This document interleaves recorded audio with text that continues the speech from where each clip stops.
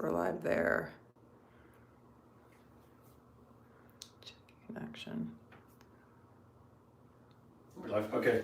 All right, guys. So I'm gonna use some of my favorite grout to grout this shower behind me, and that is Spectralock 1. So this is a pre-mixed grout. Never needs to be sealed. Doesn't need. It's like stain resistant, and it's really easy to use. It comes pre-mixed, so you don't have to mix it.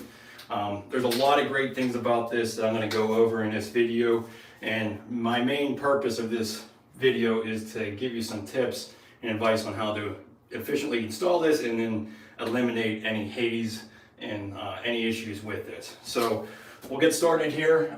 First thing obviously is that you needed to make sure that all of your tile was clean.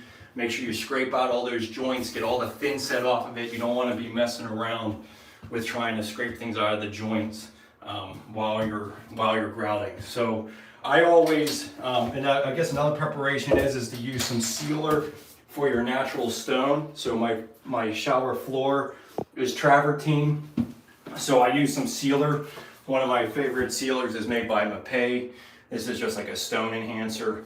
So this is, it's a really easy product. All you have to do is brush it on, just, kind of abrasively put it into the joints and then let it dry. So I did that the night before, especially for around on this decorative niche, my shelving units and then the floor. So that's you want to prepare before you do the grout, and that just really helps prevent that grout haze from kind of skinning over on all these stone areas. So the second thing is you want to get a decent grout float. This one is made by Trox, and this is primarily made for urethanes. Has a nice flexible pad to it, and you'll see a lot of professionals using this. I think it's much better than any of those just standard rubber floats you get at the box stores. And remember, if you can, give me a like on this video as you come in on this. Really helps out the algorithm, get my videos out there. I'm putting a lot of effort into trying to get some good demonstrations live, because I think it's important to go live because it really shows you how much time it really takes to do something. And remember, you can always click on that 3 dots on YouTube here, and you can speed up this installation. So you'll be able to hear what I'm saying. It's just gonna speed it up for you because we're gonna probably be here for about a half an hour doing this grouting. So, all right, so first thing is just let's open this thing up. And so there's a lot of premixes out there, and this one right now is my favorite at the moment. And I say that because there's always new products coming out. There's always something that kind of blows out the product before. So years ago, the first one that I really fell in love with was Quartz Lock by Bostik, and I used to use that on every single shower that I ever used.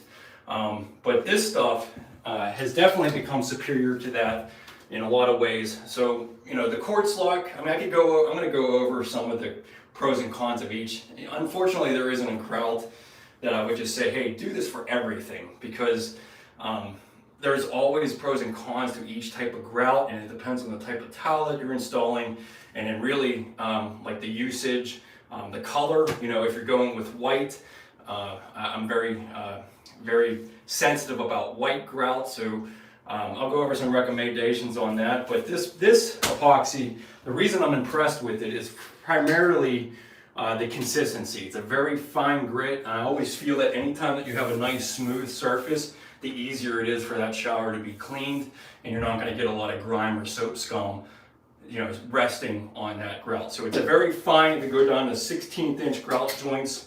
And then, like I said, the other thing is that it's stain resistant, so it doesn't need to be sealed. There's no maintenance with it. And that's most of those premixes are going to be like that. So we'll just open up the bucket. No mixing required. It's already ready to go. Just get some of this off of this little lid. This little thing you want to hold on to, because if you're going to keep this bucket later on, you want to keep this little thing. It kind of prevents the grout from skinning over. So I would recommend getting a good sponge. These are my favorite sponges, made by Ardex. You can go to my Amazon store. I'll leave a link on YouTube in the description. But Bathroom Remodeling Teacher, I have these on there if you want to order some of these. I do highly recommend it. I mean, ordering from Amazon is a little expensive. It's like $10 a sponge. But if you're grouting a whole shower, spend 20 bucks and get some good sponges, because it really makes a big difference for the installation. So it's really something that you basically want to grout things. Most likely I'll be grouting most of the shower all at once, but you really want to just do enough that you can get back to it in about 5 minutes. It depends on the humidity in your home. If your home is climate controlled at 70 degrees and relatively not so much humidity, usually within 5 minutes you're going back and you're able to start wiping this stuff off. So this is different than a traditional grout where you have to wait like 15 minutes to do. So the first thing is just take a damp sponge. You don't want to have a lot of water on it. A lot of water on this type of grout is just going to make the joint run out. So if you're just literally just wiping down the surface, and this is just to allow you to glide the grout onto the surface more easily. So I'm just going to go to about where I'm going to go through in one section here. And obviously, like, setting the grout is, not a very difficult thing to do. Just a matter of packing all these joints. So I just do like a pitter pattern where I'm just pushing into the joint, and you just want to pay attention to the details of what you're doing as far as pushing that into the joint. Don't worry about too much of the excess on the towel. At this stage, you're just really focused on packing these joints. And you want to leave the corners free of grout, including the ceiling, because you want to use a silicone for those joints. Anything in a corner is considered a movement joint in a sense, because you got two adjacent walls, or floors for that matter, that have their own difference in expansion and contraction. So if you put this in the corners, it'll end up cracking. I see it more often in the vertical joints of a shower. Not so much in a niche, but if for some reason you're on the outside wall or anything like that, you don't have a lot of insulation behind here, you definitely want to be siliconing all your corner joints, or it'll for sure end up cracking at some point. So this is a very, it's mixed to a very nice fluid consistency, like a lot of the other premixes. So I wouldn't say there's anything too phenomenal about the consistency necessarily, other than that it's a fairly smooth grout.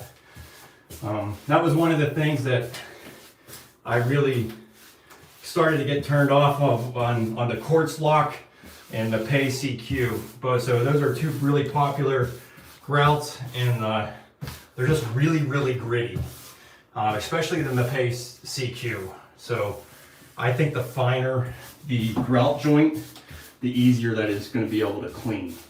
Would you recommend covering the floor prior to grouting the walls?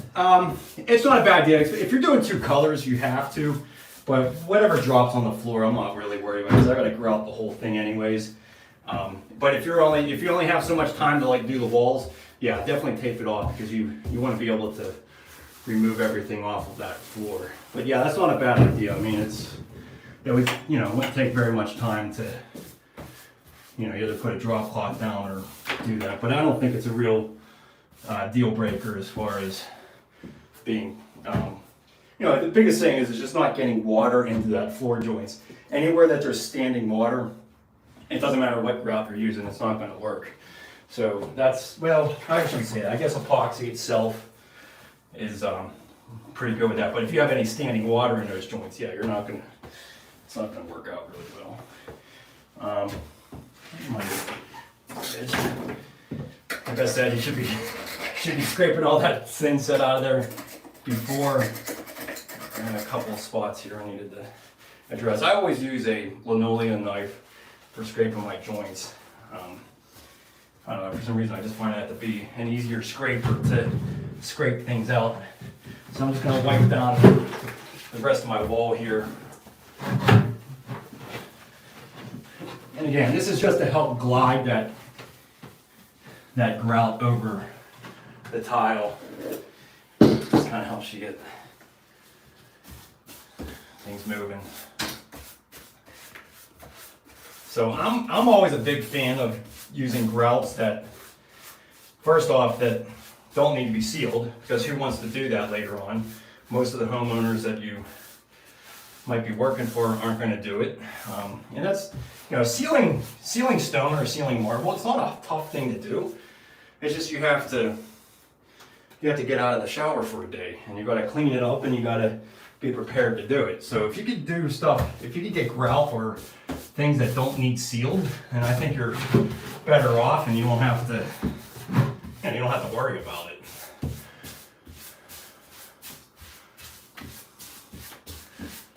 Got a happy birthday, honey. Thank you. It is, yep. It's 43. Year went quick, thank you. What was I going to say about the, oh yeah, so one of my pet peeves with grouts.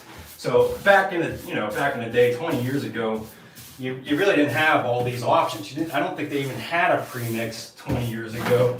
It was just those traditional, Portland style thin set or grout that you had to mix.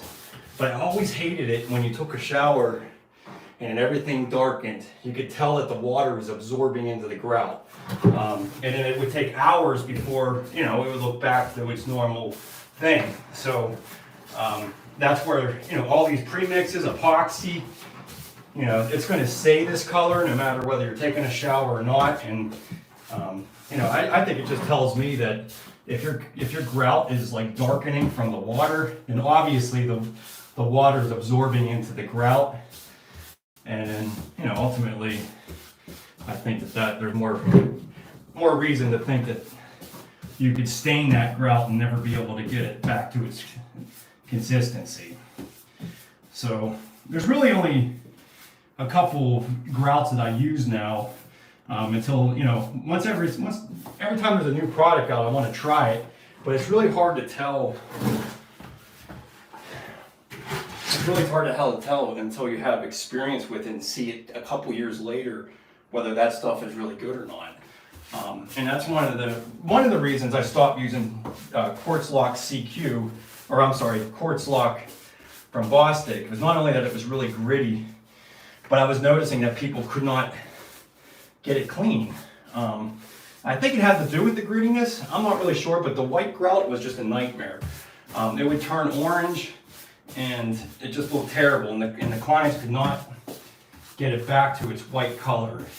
So I stopped using it for that reason, because I've probably done at least 20 showers with that stuff, and about every single one of them, when you went back to the client's home, it just didn't look like, I believe when you're doing a shower like this, it always look like you just did it. Obviously cleaning is a maintenance thing. You gotta clean it every once in a while, but you should be able to get your shower back to where it's pristine, brand new again looking. And if your grouts is staining or causing problems, then it's gonna end up looking really terrible. And I think that's why a lot of people, still some people, don't want tiled showers, because they have a little bit of post-traumatic stress from how bad their tiling, that their existing tiled showers have looked. So, but this stuff, I think it's been out for a couple years now, and I have been pretty happy with it. And a lot of the contractors that you might follow on YouTube have been using it. Some of the great ones like Sal Blasi, he's been using that a lot. Tile Coach, I think he came out with something the other day, but when you start seeing a whole bunch of great professionals using a certain product, it is something worth taking note to, because they're the ones doing it every day. So, but I've been pretty happy with it. So at this point, that hasn't even probably been 5 minutes, but That was one of the questions. How long do you wait until you wipe with a sponge? It says on the bucket 5 to 15 minutes. I would not wait 15 minutes. I don't know what environment that would be good for. Because once it starts getting, I basically, once you can start removing this excess and it's not pulling anything out of the joint, you're good to go. So you could just test a spot, right after you do the whole wall here, and just basically do some scrubbing motions and just see if any of that grout's pulling out of the joint. If it is, then just wait a couple more minutes. But I pretty much do it, within that 5-minute period. I have not had an issue with that yet, but obviously following their exact instructions is right. Would you blaze haze remover for this, or is water enough? So haze remover, that would be pretty excessive for this type of stuff. If you were to have to use it, I would wait till the next day. That stuff's pretty harsh. I don't think there's any reason to use haze remover on this, and I'll show you why, because once I'm done wiping this, I think the biggest trick to ensuring that you don't get haze removal is just simply using a microfiber cloth and just wiping it down. Because any of this water that's still standing here, it'll end up spotting, and that's where you'll have the haze remover. So immediately, after I do this wall, I'll wipe this down with a microfiber cloth. That will get majority of the haze off. And then if you still see it 45 minutes later, that's where I would go back with some Windex with vinegar and spray the whole thing and use a scrubby pad.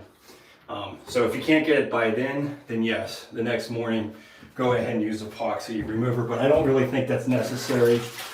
You really shouldn't have that much.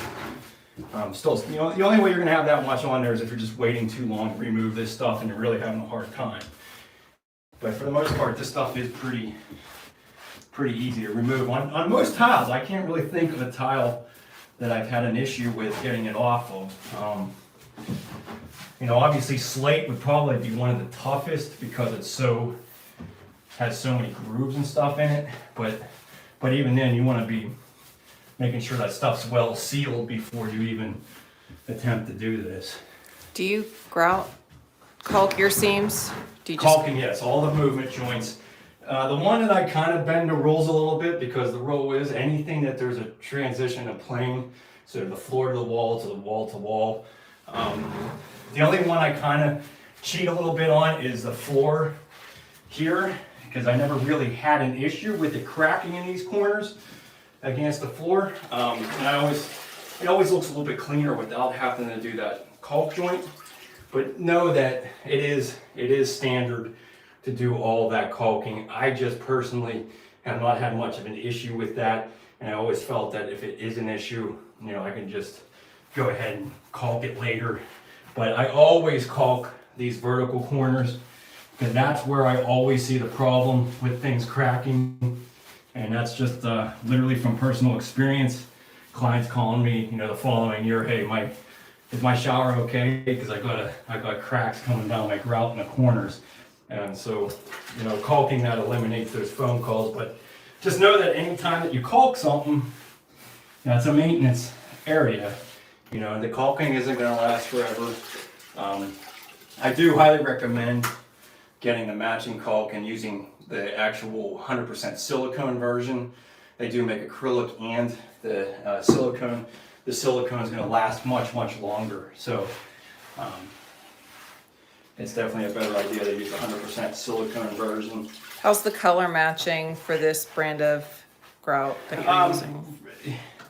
It's not bad. They're never the same though. I haven't found one that really matches 100%, unfortunately. But it's I would say it's within the same reason as anything else. I know that's not a great answer, but yeah, no, it's close. That's where the acrylic caulking, they match much better, but you're not going to get near the longevity out of that acrylic caulk. You're just not. So I always just use 100% silicone, because I don't really want the call back even a year later. I don't want to, I'd rather than find somebody else to do it in 5 years from now than have to come out and do something simple like that. How about caulking your ledges? Again, I mean, this niche I never really had too much of an issue with, but that's not a bad idea. I'm not going to go against industry standards. Industry standards are saying every movement joint should be caulked. I just personally do kind of break the rules a little bit on it. But yeah, once you get all that first initial wash off, just take your microfiber cloth and just wipe off that excess water. Obviously be careful of the joints. You don't want to be scraping anything out. But this right here will eliminate 90% of your haze by just simply wiping off this excess water, because that's where, you know, everything will end up spotting afterwards. So it doesn't really take that much more effort just to wipe this down. Like I said, get that thin set out of these joints before. I think that's actually a clip. So I was using a leveling clip on here. I think that's what. Some of this has some of that wax on there too. That's really hard. I'm trying to get off. But you know what's nice about the premix too is that if I see something later on I don't like, I can scrape it out and just redo it later. You know, it's not a big deal. Whereas if you mix something, you're going to be you kind of have to mix a whole other batch to do it. So we'll go ahead and do this small wall here as well. Is this all travertine tile? Like what? No, I know it looks like it, doesn't it? No, it actually is just a ceramic. I was even questioning the client when she sent me a picture of this stuff. I said that looks like travertine. It's going to cost a little bit more to install, but no, this is actually just a ceramic. This is all travertine. This is travertine. The floor is travertine, and then my shelves are too.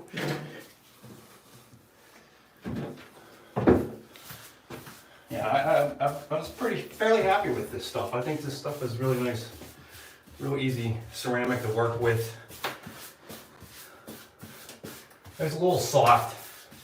This is all stuff from the tile shop, and I have real mixed feelings about that place because sometimes their products are just absolute garbage at a very expensive price, but some of it's you know, a lot of it is pretty decent. So even like this main floor outside is not bad stuff. Yeah, it's really pretty. But I'm always, you know, my personal taste is to just have, you know, more of a pattern tile rather than having too much like mosaic and glass features. I kind of like the tile that just has its own kind of style to it. Because it's actually, I mean, this is a really easy installation too, as far as tiling goes when you do this vertically like that, because you just set one row plumb and then you can just go right off of that. I mean, I guess it's the same thing as going horizontal, but I've just always found this to be an easier pattern, especially with even trying to eliminate any slivers and stuff, because you know, you have 20-inch tile, long tile, it's real easy to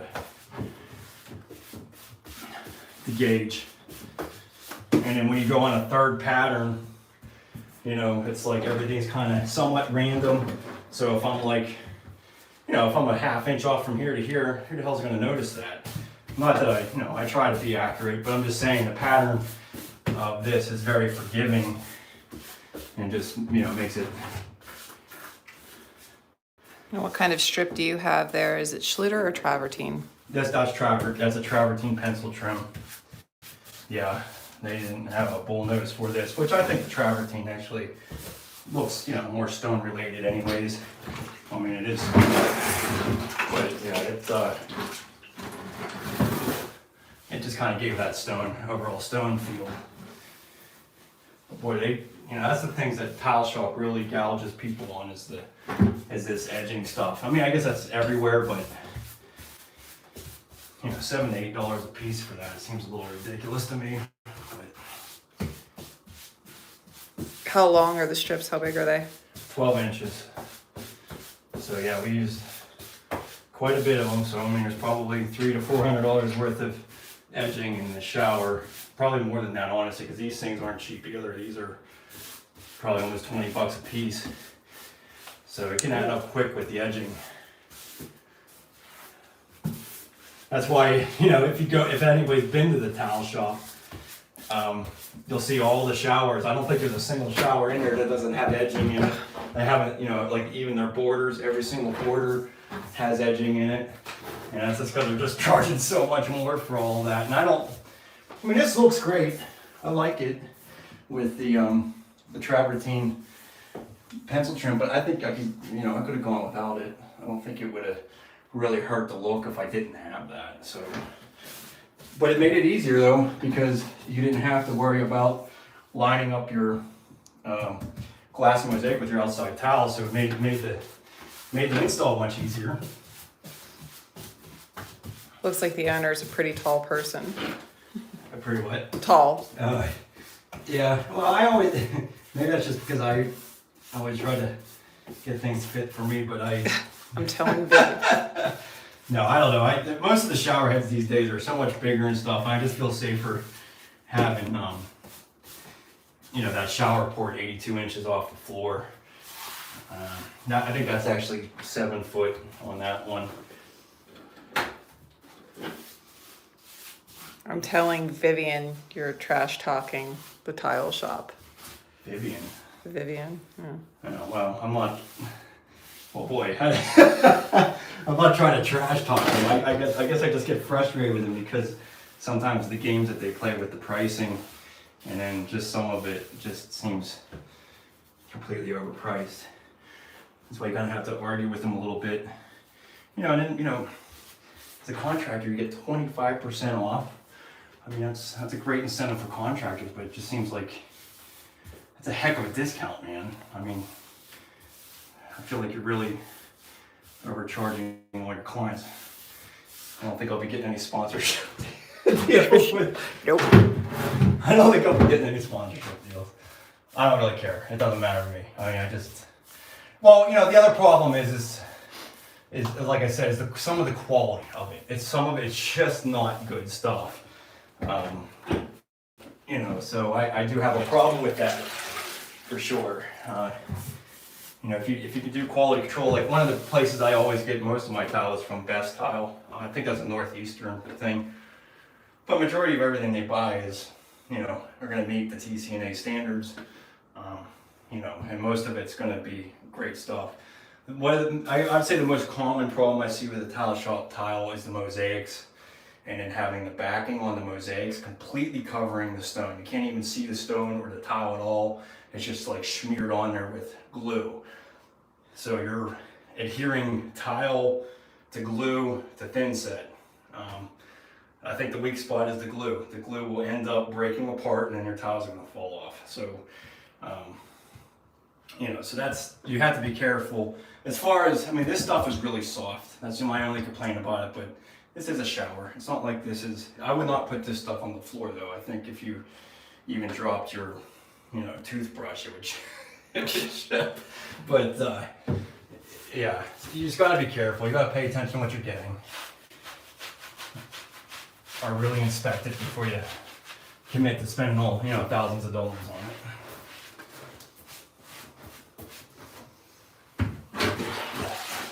So I got 2 buckets of water here. That's important to have plenty of clean water. Usually, 60 square, half the shower I switch over, just put it that way. It really depends on how much of an accent you have, how much you're really wiping off. So yeah, there you go. Again, just kind of use circular motions, get the grout off. This is not, necessarily a complicated type of thing to demonstrate, but at least you would know what you might be getting into by watching something like this. Because grouting is just important to set in the tile. You could really ruin a nice tile job with a really bad grout installation. Love the videos and posts. Oh, thank you. Yeah, I hope these live videos people pay attention to. I hope that they're. Obviously, I know the polished, edited videos are more desired because you just get to the point quicker. But again, you can fast forward this stuff, at least on YouTube.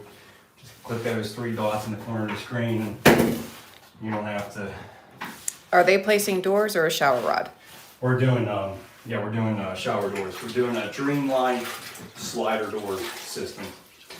So that one's going to be a little tricky because I had originally planned to do a curb in this shower, and then at last minute I decided to go curbless because I just didn't like the space between my toilet and the shower. If I would have had a curb, You know, I'm having a 48-inch vanity. Basically, it comes down to code. I need it to be 15 inches from the center of this to the edge of my shower, or to the edge of my fixture, and the curb was going to take up some valuable space. So I went with a curbless system, but we already had ordered the shower doors, and I'm going to demonstrate that on, you know, how to make sure that you don't penetrate your waterproofing, because the shower door I got has the clamps, you know, the little square clamps that actually hold it in place.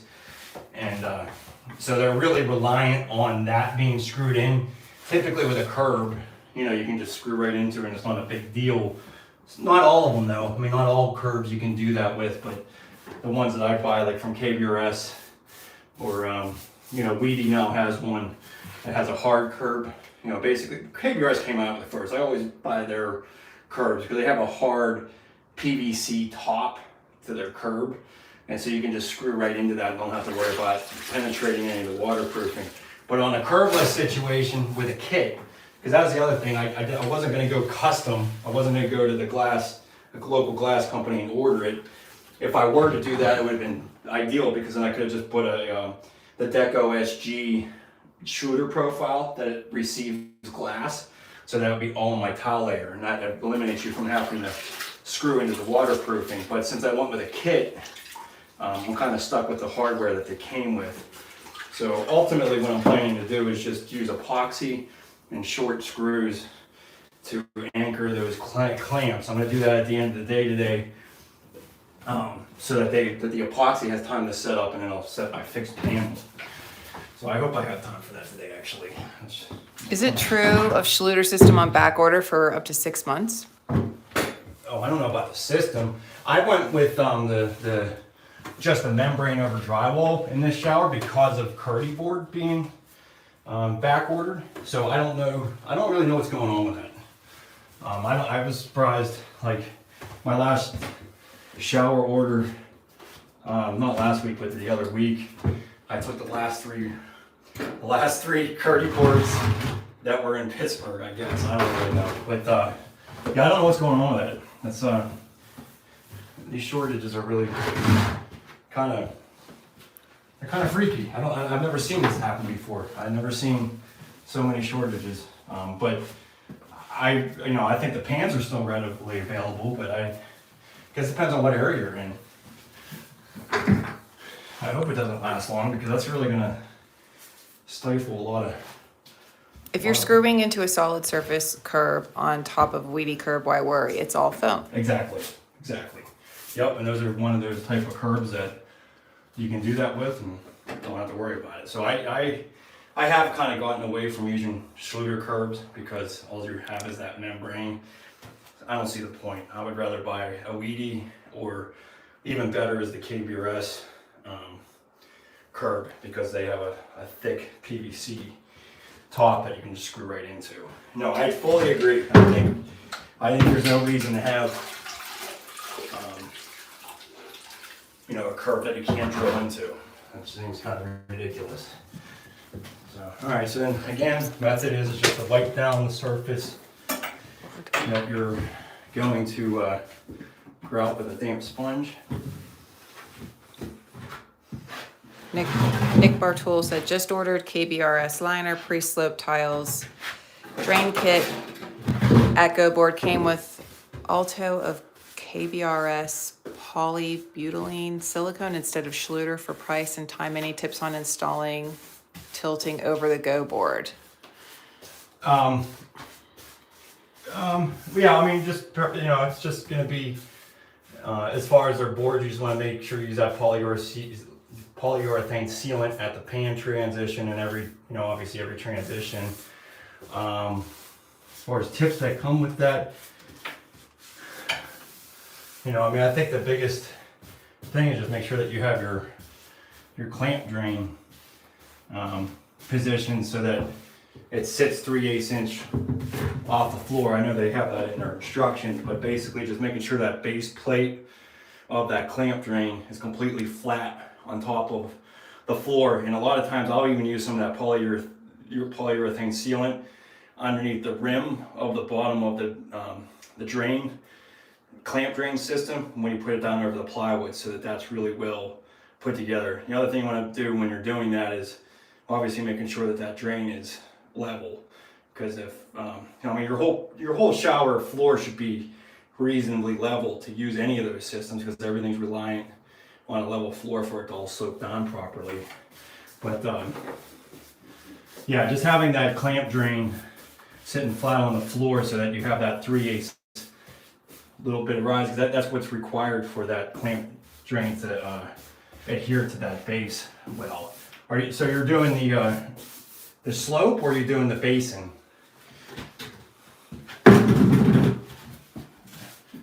He's still waiting on. Because if you're doing the basin, you have to shim out the wall so that the go board goes over top of the outside flange and meets the bottom of the floor of the pan.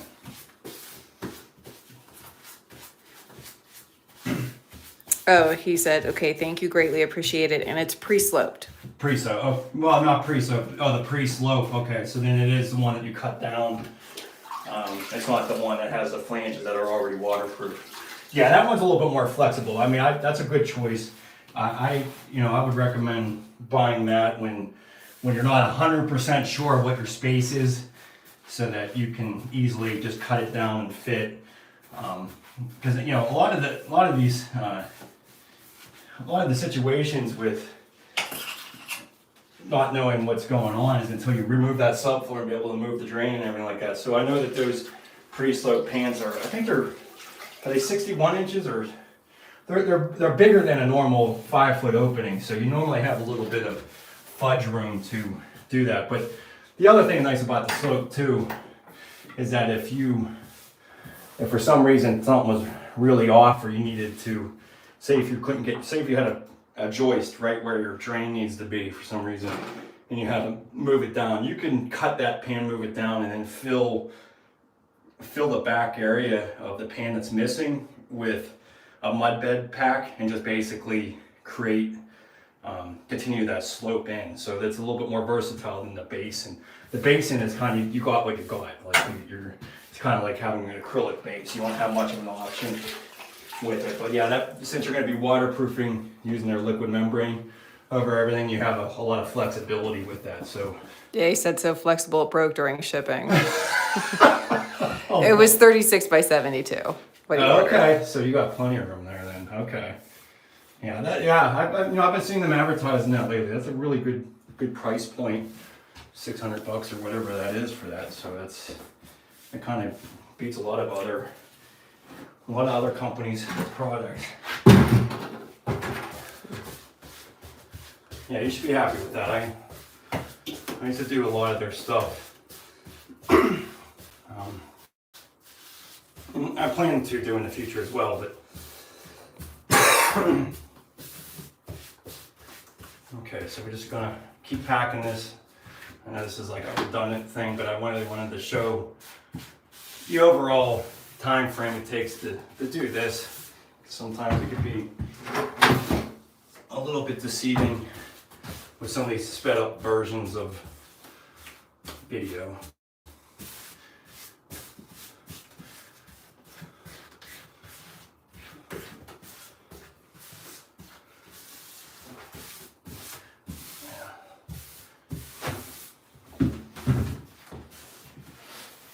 So this is day 8 of this bathroom remodel.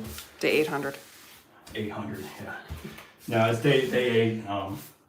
Typically a bathroom remodel like this size is just a 5 by 10 bathroom.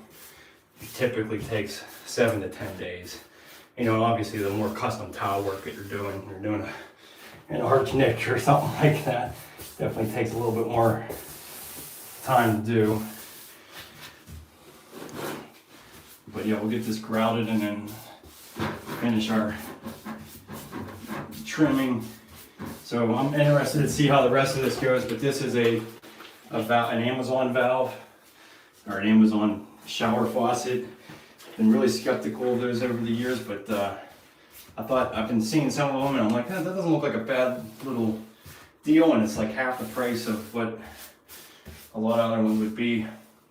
But what I really liked about it is that you have the diverter valve So you got your mixing valve, and turn it hot or cold, and then this selects from your hand port and shower head. So definitely nice. And I also really thought it was a great feature just having that little bubble level on there, so that when you set this, you have everything set right. I thought that was a really simple idea that just is helpful. So we'll see how the rest of the install goes.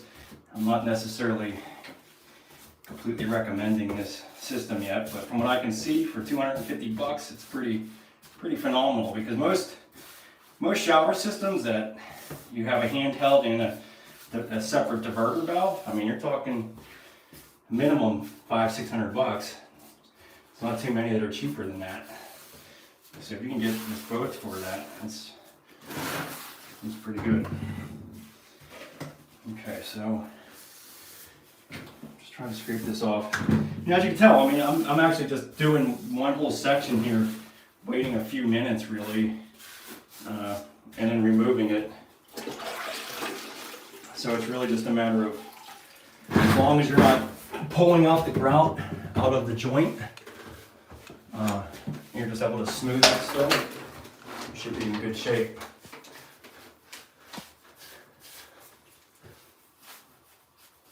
And then what I recommend up at the ceiling is just to use a siliconized caulking, like not 100% silicone, but a siliconized latex, I should say, so that it has some real elasticity up there, and then you can just paint it with the matching paint of your ceiling. So that joint at the ceiling is always going to be an area that would definitely crack if you just tried to grout it, just because of the expansion contraction of the two corners there. Nick said he was gonna buy that Amazon setup too, but he was too scared. Is the pressure good? Just gotta let him know. Yeah, I'll let you know. I'll definitely, keep an eye on my channels here. I'll probably end up doing that live. I don't know if I'm gonna get to, I doubt I'm gonna get that today. It'll probably be tomorrow. But yeah, I'll be installing the rest of that, but I won't really know the pressure definitely till tomorrow, because I need to let this stuff set up so that I can actually turn it on and everything. Yeah, I am really, I think that's the part that's gonna be like, it's kind of cheap, but we'll see. I mean, like I said, I'm just impressed with the valve. I thought the valve was great. But you wouldn't want to just pay that for just the valve. I don't know if that makes any sense. Trying to buy a separate shower head and a separate arm, you might as well just buy a whole different system if that's the way it's going to be. But yeah, I've been skeptical too. I've been kind of scared of it. I know most plumbers won't even touch it. So I'll have to let you know. When do you know exactly when to clean off the grout? Really, once, like, my method really is just waiting that, not even 5 minutes, but just as long as the grout's not pulling out of the joint when I'm running over my sponge with it. Because really the point is just being able to use the sponge to tool the joint. And if you're pulling the grout out of it, then it's too wet still. But, I think with this premix, there's only one major issue, and that's waiting too long, because then it's tough to scrub off and you're overworking the joint, and then you're kind of ruining that grout joint. So I don't, I'm sure Latacrete would have something to say about it. Maybe they can jump in here if they're watching. But I would say that there's probably not too bad of a time getting this taken off too early. It's just worse when it's too late, because once it skins over, like I said, you're really scrubbing that joint, you're adding too much movement to it. So really it just comes down to, as long as that grout doesn't pull out of it when you wipe it down and smooth it. As long as you can get a nice smooth grout joint, you're good to go. Whereas other types of grouts, I mean, you really have to wait. Like a traditional grout, you're definitely waiting 20 minutes. You gotta let everything skin over before you even start to do that. So we're gonna do our mosaic here. This is where all the, you'll find out whether you bought enough or not. Just between this and the floor, these things hog up a lot of grout.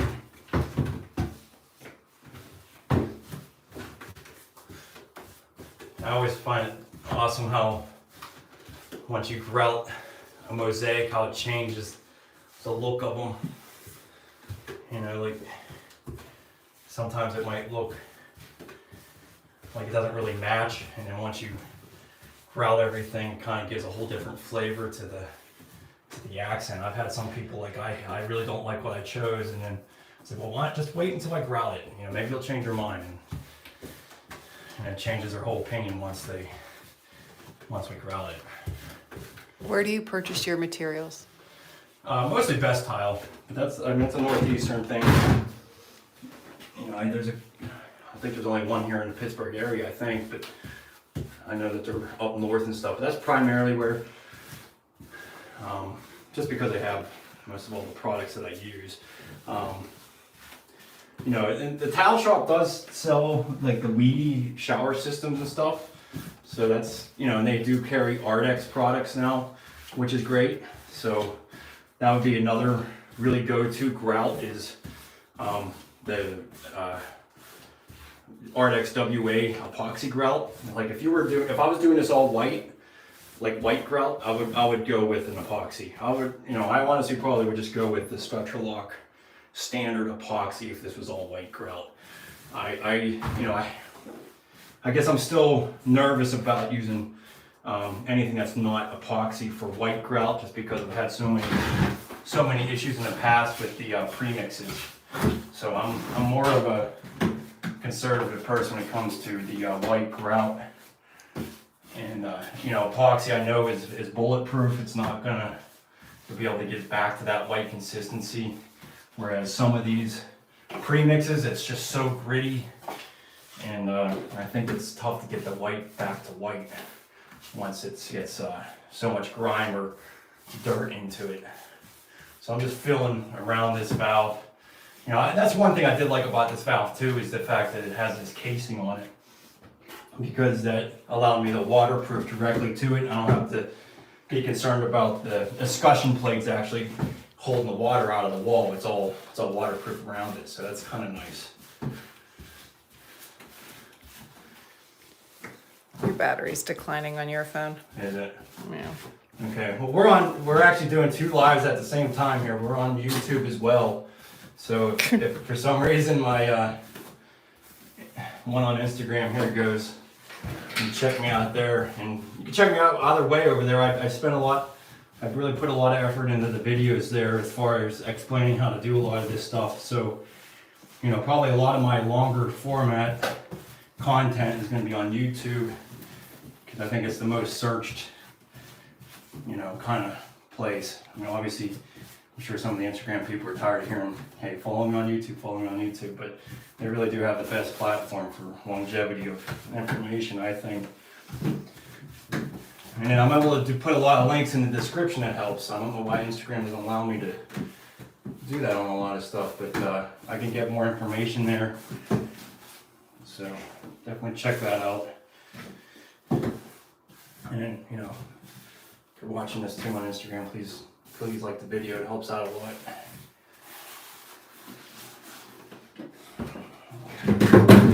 Alright, so I'm just gonna go get my new bucket of water here. I always get two sponges. This is my favorite sponges, are these Ardex sponges.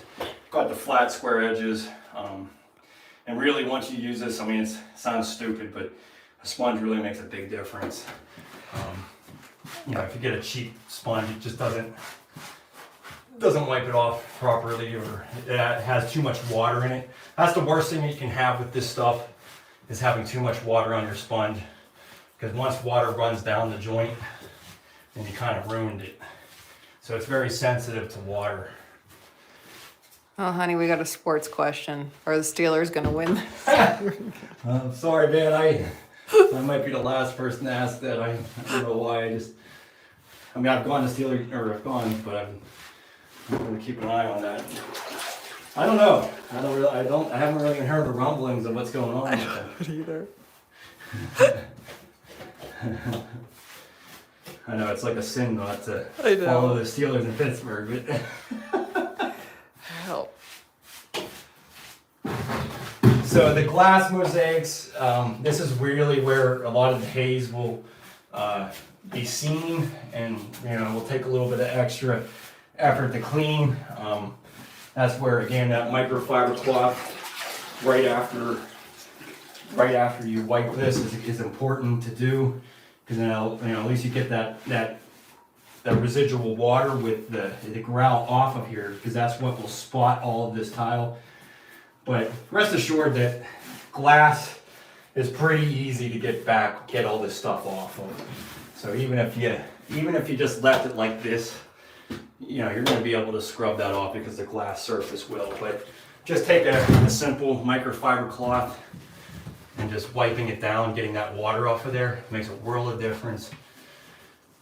And then most likely, that's what I was going to say, like an hour later, I'll just end up taking a scrubby pad. I don't even know where it went. Taking a scrub, oh, there it is.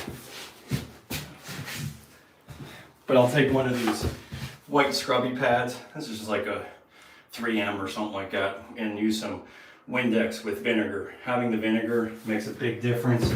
But I'll just spray this whole wall, everything down, and just scrub it with that scrubby pad and wipe it back off with a microfiber cloth. And that typically will be the end of that haze. I mean, it really should. If you still have haze there the next day, that's, you can go a little bit more aggressive with an epoxy haze remover, but you really shouldn't have to do that with this stuff. It's really about if you have to miss something, or you left an area with that water running down it, then that's where you're going to have your work. But even then, it's really not that difficult to remove that stuff. So that's why I'm a big fan of it. Okay, so we got that. And we'll go ahead and do our back niche here. It did change the look. What's that? It did change the look. Yeah, it does change it quite a bit. Yeah. Yeah, it makes it darkened everything up a bit, huh? Yeah. So, again, just wipe down this niche.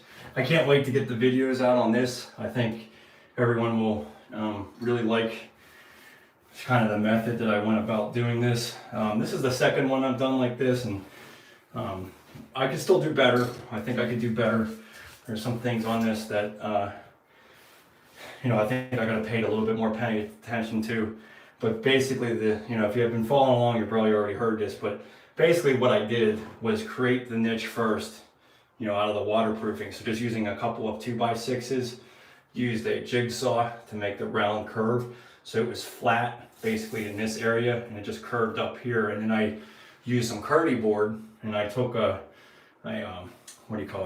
square, and every ½ inch I just scored it, and then you were able to bend that Curdy board around. And then I used the thin set and the banding and all the stuff that it takes to do this Schluter wise. And then I took a template of what that was, and I took that home and I made a smaller template. So because I made sure that all of these edging pieces overhung the actual waterproof niche by like 3/4 of an inch, because you can always build up these sides with additional thin set to meet up here. So if you made it all smaller, then it made it easier. So then I used some base trim that was only about 1.5 inches wide, or just a piece of trim, I should say, and I used a chop saw, and I just kind of did that until it made it work. And then I took each piece of that and then went on the wet saw and cut all these individual pieces. And then the final idea was to take a piece of Schluter membrane and then thin set all of this down, all of this edging pieces down onto that. And then I just took it and hung it. And then, I had to use thin set obviously to adhere to the membrane, but I just hung it, and I made sure I had my laser on here to make this level, and then that was set. And then you can just piece all of this in afterwards. So made it a quick, efficient way, because trying to do this as it stands, trying to put these tiles up on the wall while it's here, holy cow, that would be a pain. I mean, you'd have to try to support all of these, and then trying to find this, like the angles while it's up would have been really difficult. So I'm excited to show how that all came out. But yeah, the templates really help out.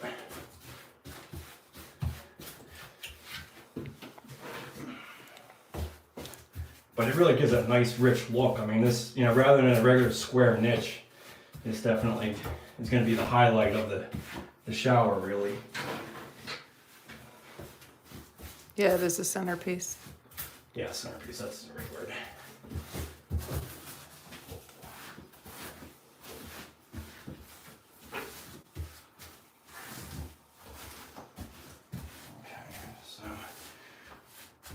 So this niche is pretty big, so I'm able to just use this grout float pretty easily. How about the field tile meeting up with the top of the niche? That was just literally taking some cardboard pieces at the same size of the tile and then just cutting it and using that as a template to cut out. That's where I could get a little bit better. It wasn't 100% perfect. I think I could make a template work a little bit better for that. Or you know, had a piece of curdy board or something when it was sitting on a table where I had it, and just cut that whole thing, and then, you know, kind of have these tiles laid out and then just have a perfect circle around it. That probably would have been easier than having them individually kind of templated, but I think I might do that the next time, is actually just kind of get the template of that top circle, and I could just bring that here and just template the whole, like put all these tiles laid out on the floor and then just kind of mark it with a marker.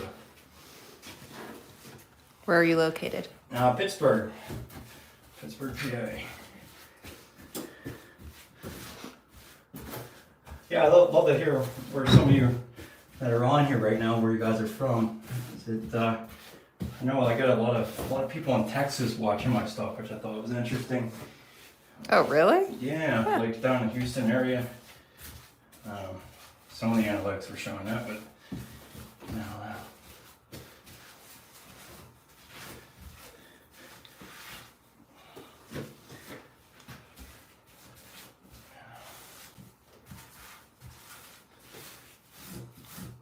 Well, we got Torrance, California, Cleveland. Cleveland, there you go. Yeah. Okay. Okay, so this is, you know, I might get some slack from some of the other professionals, but this is where I kind of cheat a little bit, and I don't caulk all the corners in a niche. Never really have much of an issue, and it just looks so much cleaner with just using this grout. Now, if this was a traditional grout, if this was just like, I don't know, custom crap, normal, you know, mix it type of grout, I would have to definitely silicone this, but this stuff does have a bit of flexibility to it. I know Laddercrete wouldn't say to go ahead and do this either.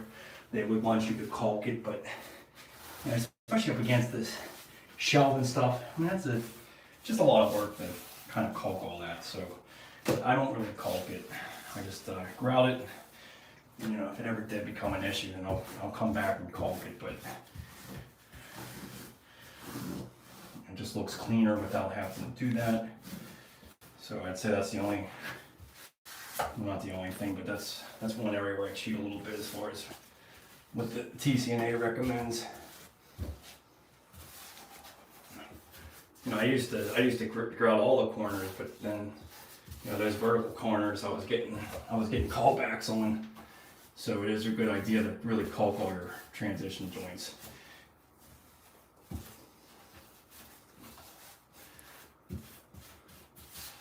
So however you can get it in, it's kind of a messy process here.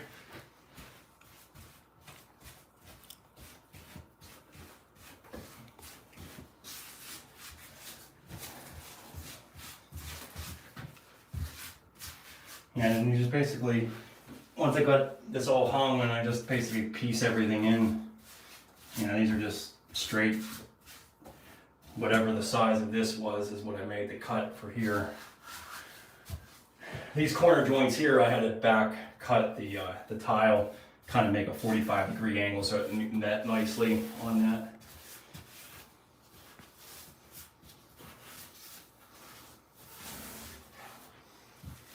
And we'll go all the way around here as well, all the way around the niche, filling all the. Looks great.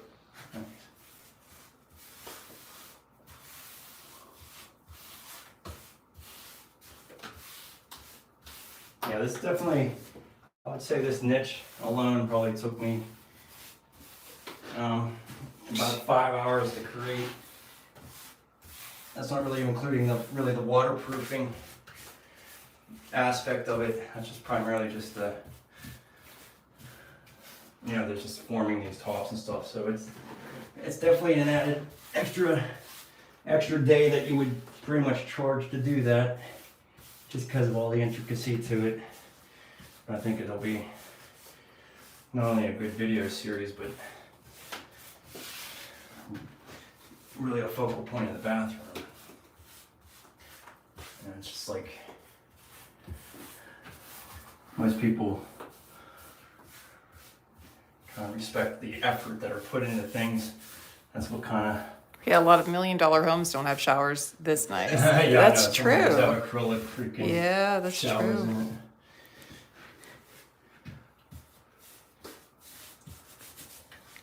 No, but it's just like, I think just, you know, even just back in the day with where most of these homes were built, you know, back in the 50s and 60s, man, those contractors worked their asses off doing what they did. You know, I mean, whether it was plaster walls to the mud beds that they would put for all the tile work. I mean, it's just incredible, you know, and sometimes I think some people today just complain about the time of doing stuff like this, and it's like, it's nowhere near the amount of effort that they had to spend because of limited of, you know, the kind of products that they had. These gloves are not working. I'm sorry, honey. Target failed you. Yeah, Target definitely failed me.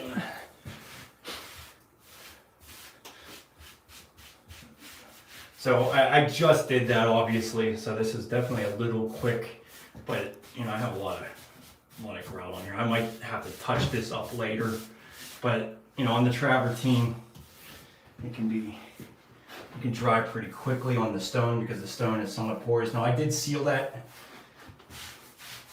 with a sealer, and I'll probably do that once more once I'm done, just because, you know, it's just a better apply to. And this is the sealer I use. This is the Mapei Stone Enhancer. Real easy to use.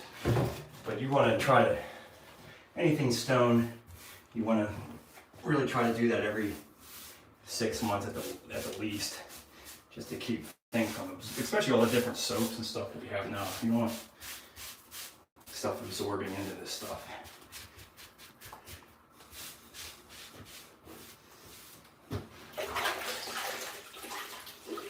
So always bring out your sponge. Again, I mean, the worst enemy to this stuff is having too much water, because it'll just run out the joints and then you gotta film it again. It's not the end of the world if it runs out the joint. You just have to let it dry a little bit and then go back to it. So don't think just because you wash out the joint you're done. I mean, that's another nice thing about the premix is you can hold on to it. You know, it'll be like my final day, like tomorrow. Hopefully tomorrow will be the final day. I'll be able to just touch up anything real quickly if I needed to. And I find a lot of the times touching up is usually the floor, because you're so tough on it with the paint and everything else. So. Do you seal regular tile or grout lines?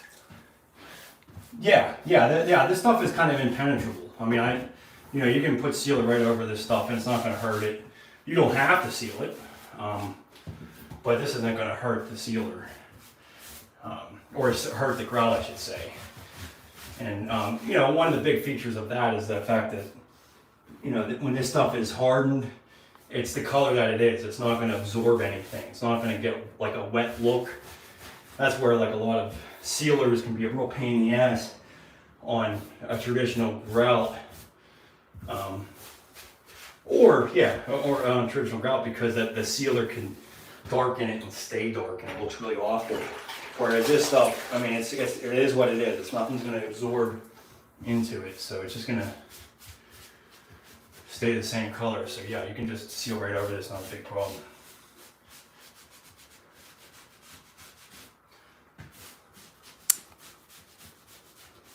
See, I have this stupid groove in there. It's going to take a little bit of effort to get it all out of there.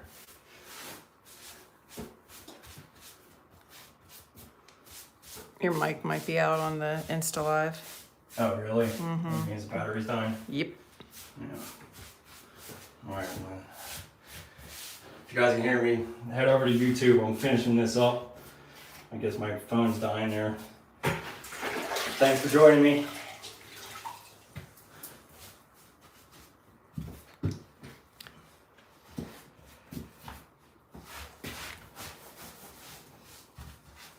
You shut it off. Just Insta, but you're still live on YouTube. Okay. Yeah, YouTube, remember, you can always go up to those 3 dots in the corner of your screen, speed this all up so you're not, unless you like watching grouting, but the whole purpose of this live stuff is just to really demonstrate the real nature of what you're getting into, how long it really does take, and I'm trying to just select things that aren't, obviously too, I'm not going to paint. Everyone someone knows how to do that. So this is where it's really important. Sorry. This is where it's really important to have a microfiber cloth. Get all that excess water off of there, because all that water is just going to basically leave a haze. Because you've removed, all that water has some of this grout stuff in it, so it's going to haze over and it's going to spot everywhere, and then you're going to just take longer time to clean it afterwards. Even this stone, so I don't know if you can see that on camera or not, but I have sealer on here, so it's kind of spotting. So you want to just take this and wipe it off so that haze doesn't just build up on there. So even all of that, that would all look terrible in an hour. But if you just take a microfiber cloth, wipe that clean, you'll have a little bit more scrubbing to do later on. I'd say 45 minutes, and then use that Windex with vinegar and scrub everything with a scrubby pad, and then wipe it off with the microfiber cloth again. And you really shouldn't have any more additional haze. And if you did, that's where you can go the next harshest route the following day and use some like epoxy haze remover, ladder, all the big brands make it. But I don't see a reason why you would have to do that. What was that one floor we did in that flip where the haze was so bad? It was on. Well, that Ridge. was for my thin set. My thin set got into the grooves of this that was that herring. It was herring. like a wicker pattern Yes. tile. It was kind of rough surfaced, so it was great for like a foyer entry. But the thin set just got stuck in all those grooves, and it was just a nightmare to get it back to clean. And I should have sealed it before I even thin setted it. But that was definitely a hindsight deal there. So there are some tiles that are just miserable to remove. And I tell you, one of the ones that is a big problem for a lot of people, and even myself, is the plank tiles. There's a lot of cheaper plank tile out there that have like real fine grooves in it, and the grout gets in there, and it's just impossible to remove. So what you really should do on those, and I'll be doing a demonstration of that at some point when I do more plank tile, but what you should do is a grout release and coat it with that, and that'll help prevent that from getting into all those grooves. But there is some of it that's just cheap, that it just doesn't matter what you do, you can't get that grout out of those little grooves. So be careful about what cheap tile you get. Some of it can be an absolute nightmare when it comes to getting the grout out of it. All right, so then what we'll do on the corner shelves is we'll caulk these, because this is a problem area with cleaning. I'll caulk the corners, and then basically caulking, all the vertical corners. So we're gonna move on to the shower floor next here.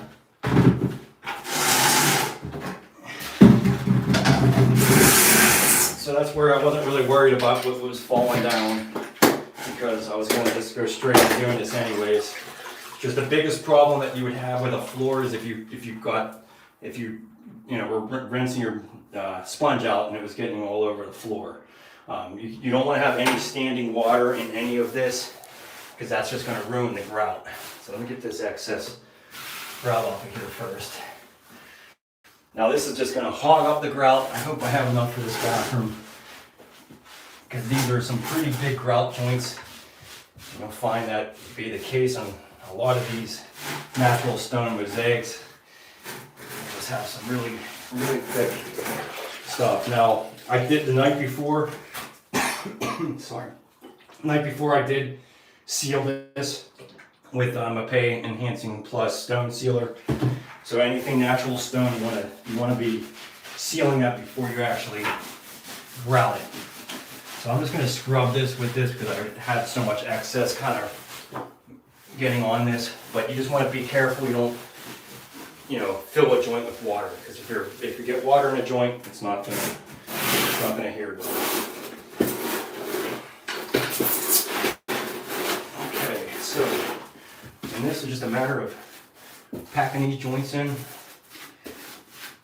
and hoping you have enough to finish everything. Are you using this grout for the main floor as well? Yeah, that's my plan, if I have enough.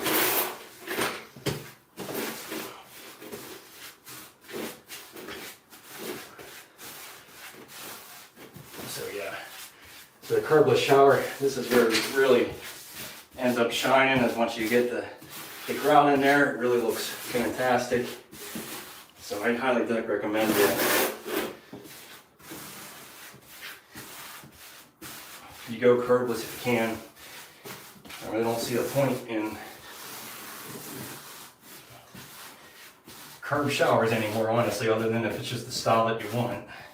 Because the purpose of it isn't really worthwhile anymore.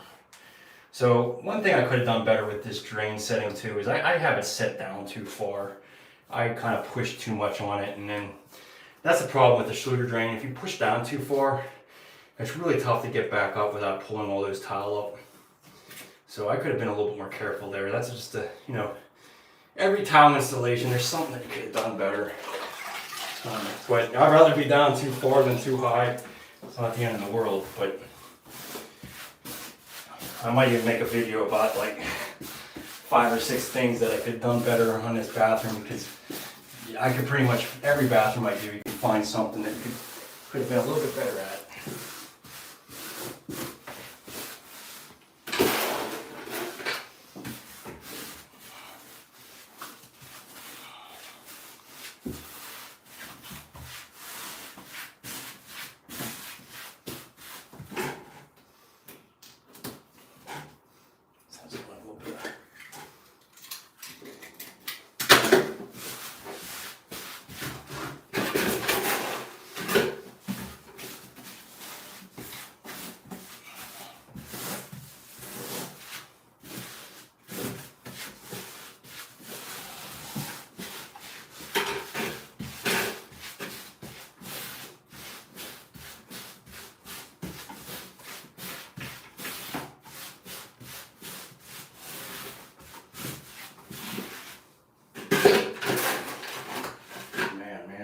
This looks like your mom's old tile floor in her shower. Really? Yeah, doesn't it to you? I mean, maybe hers was more red, but in her old house. Yeah, maybe.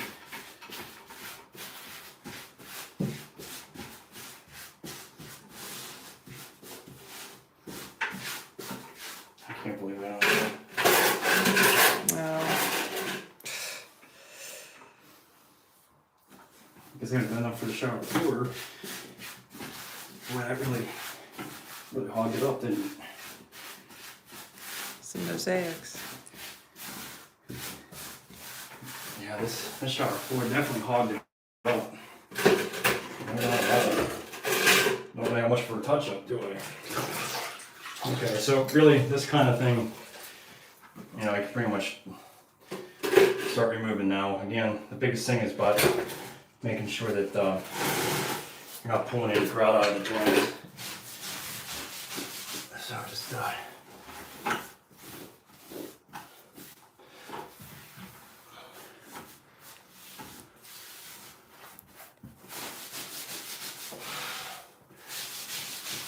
scrubbing motion.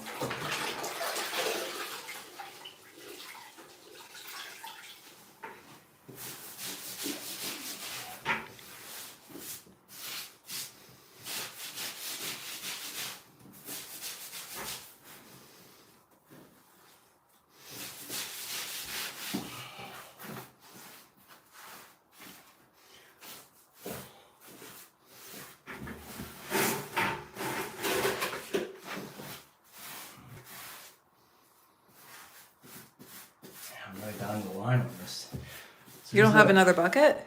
No. Oh no. No. Definitely down the line.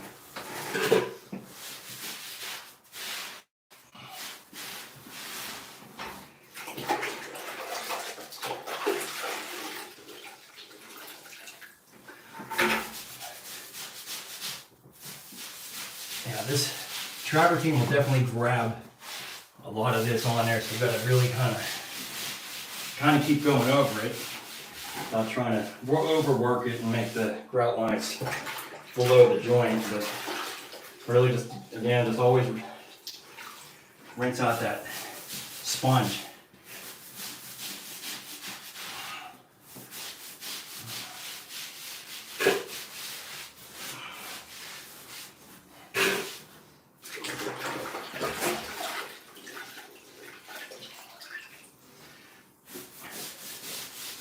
There was so many holes in this travertine that it likes to fill it all in. But you just don't want to put too much water on it.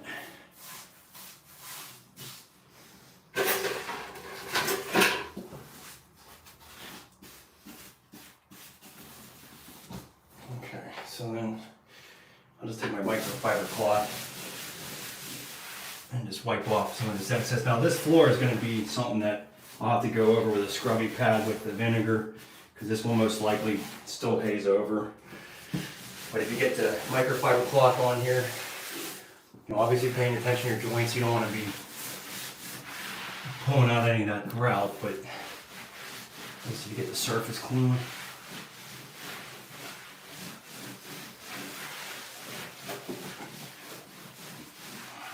Okay, that's pretty much it. So we're gonna get some grout for the outside, because obviously one bucket did this whole thing. So thanks everyone for joining me today. Please give me a like, you know, comment. It keeps me motivated to keep doing more of these, but I hope this helped you out and be able to give you a little bit of indication of what's involved with grouting a shower. Again, SpectraLock 1, I have it in my Amazon store. Here on YouTube, I'll put in a link in the description below. So give me some feedback. Appreciate it.